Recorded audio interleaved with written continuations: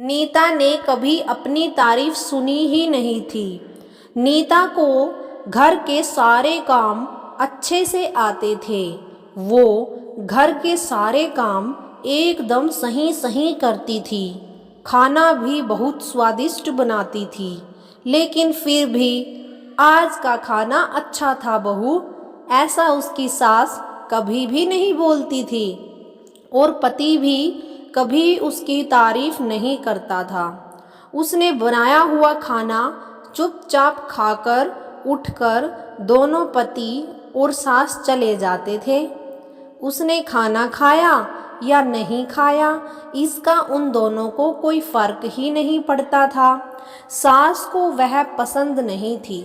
उसके हाथों से जरा सी भी भूल हो गई तो सास तुरंत गुस्सा करती रहती थी। उससे भी बुरी बात यह है कि उसके पति और उसके बीच बातचीत का ज़्यादा होना ही नहीं होता था और उन्होंने ये चुप्पी बनाए रखी थी। वह उस पर ध्यान ही नहीं देता था। परदेश में पढ़ाई करने गया हुआ छोटा देवर मात्र समय समय पर नीता को फ़ोन भी कर लेता था। पूछता था भाभी कैसी हो। उसका फ़ोन आने पर नीता बहुत खुश हो जाती थी। अपना मन हल्का करने का उचित समय था यह नीता का।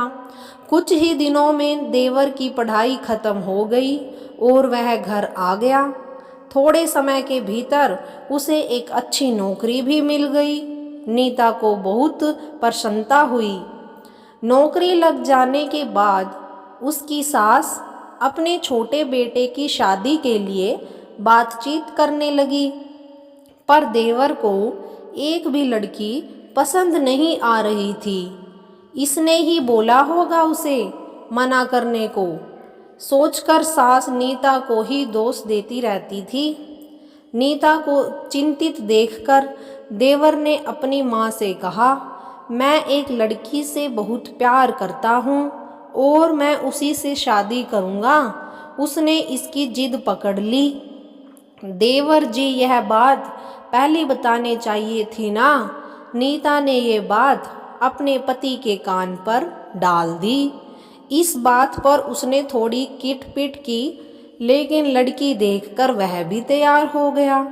सवाल बचा सास का, अपने छोटे बेटे का मन कैसे दुखाएगी वह। बाद में उसने भी हाँ भर ली। नीता को बहुत खुशी हुई। उसे लगा एक अच्छी सहेली आ जाएगी अब हमारे साथ और हमारा खाने पीने में भी साथ दिया करेगी। दिल के राज बताने के लिए, पर कैसी होगी छोटी देवरानी। रस बस जाएगी हमारे साथ और इस घर में, या वह एक अलग दुनिया बसाने पर जोर देगी देवर जी को। इस विचार से थोड़ा टेंशन में आ गई थी नीता। कुछ दिनों के बाद नीता की छोटी देवरानी चौखट लांग कर घर में आ गई। देवरानी ने घर में आते ही सारे घर की जिम्मेदारी अपने हाथों में ले ली। अब सास ने अपनी छोटी बहू की ज़्यादा ही तारीफ करना शुरू कर दिया। उसे माँ के जैसा प्यार करने लगी।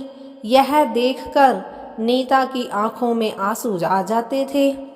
वो सोचती रहती, मैं भी तो यही काम करती थी, फिर मेरे साथ ऐसा बर्ताव क्यों किया जाता था।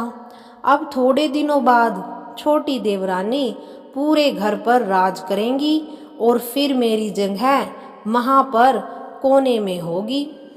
अपने ही विचारों में खोई गई नीता के भाव समझने पर छोटी देवरानी नीता के हाथ अपने हाथ में लेकर बोली, दीदी मुझे सब पता है, मुझे अपनी छोटी बहन समझ लीजिए।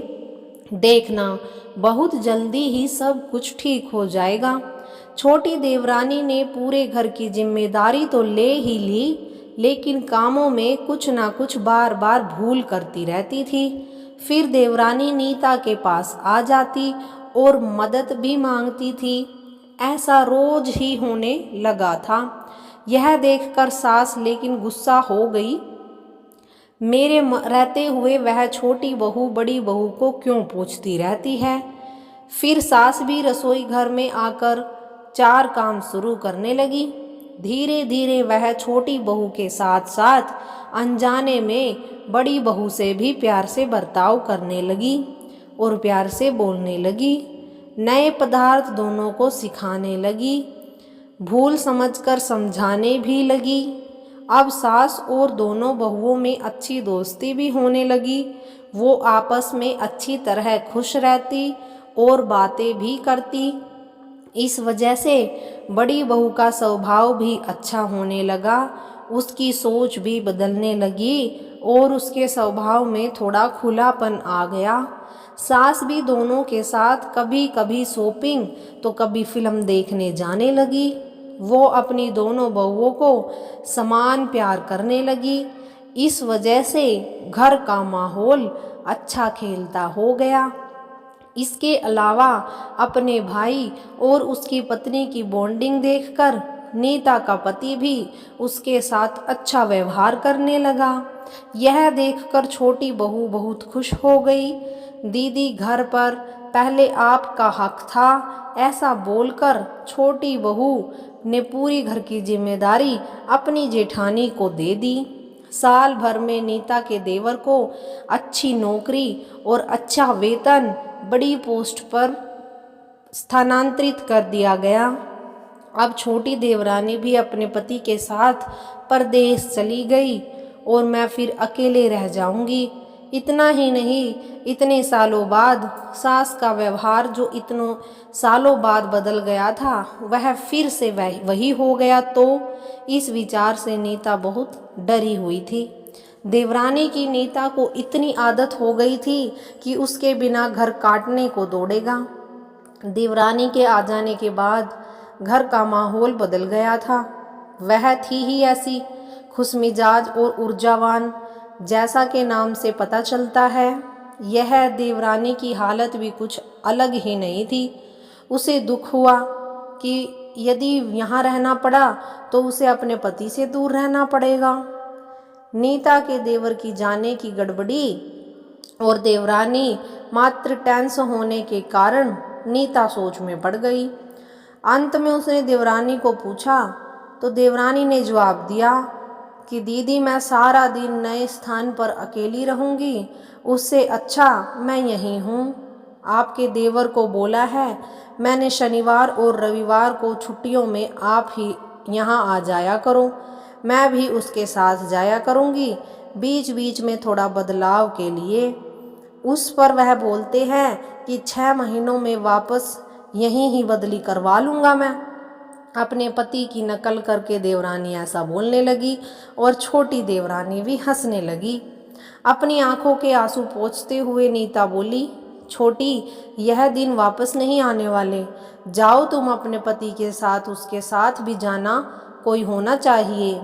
दीदी आपने मुझे बड़ी बहन का प्यार दिया, वैसे ही भैया के रूप में एक बड़ा भाई मिला है। यह भरा हुआ संसार छोड़कर मैं कैसे जाऊं? वहाँ अकेली का मन नहीं लगेगा। 6 महीने का तो सवाल है, वह आते रह जाएंगे यहाँ पर। यह सुनकर नीता ने अपनी देवरानी को खुश होकर गले लगाया। तभी देवरानी नीता को भी अपने पति के साथ एक अलग जीवन बनाने में समय नहीं लगता। अपनों में रहकर पति की प्रतीक्षा में आनंद है। दोस्तों, 2 अलग अलग घर और ससुराल में आने वाली यह 2 लड़कियां अपने नए घर के लिए सब कुछ करती है। पता ही नहीं चलता कि कब एक दूसरे की आदत हो जाती है। सच में देवरानी जेठानी का रिश्ता बहनों से कम नहीं होता। धन्यवाद दोस्तों। आपको यह रोमांचक और मनोरंजन कहानी कैसी लगी कमेंट बॉक्स में ज़रूर बताना। और अगर चैनल पर नए हैं तो चैनल को लाइक, शेयर और सब्सक्राइब कर देना।